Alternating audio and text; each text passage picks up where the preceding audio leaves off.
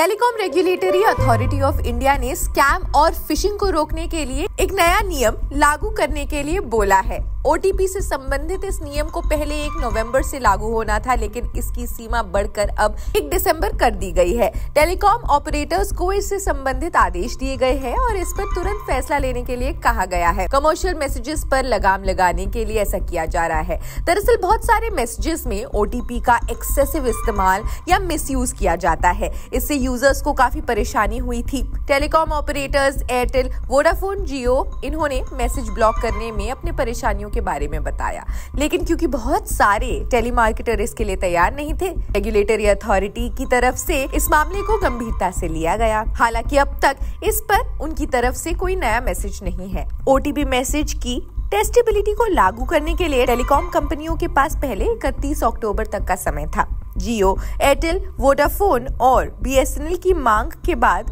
Company ने इसकी सीमा 31 नवंबर तक बढ़ा दी थी।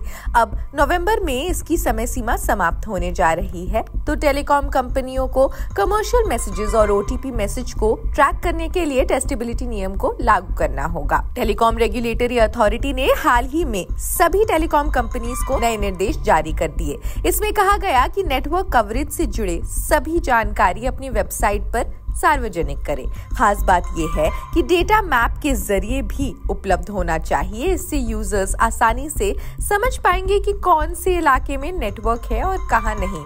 दूसरी बार ट्राई की तरफ से इस मामले में एक्सटेंशन दिया गया था। पहले इसकी तारीख 1 अक्टूबर तय की गई थी, लेकिन इससे 1 महीने के लिए बढ़ाकर 1 नवंबर कर दिया गया। अब इसे 1 और महीने के लिए बढ़ा दिया गया है और नई तारीख 1 दिसंबर हो गई है।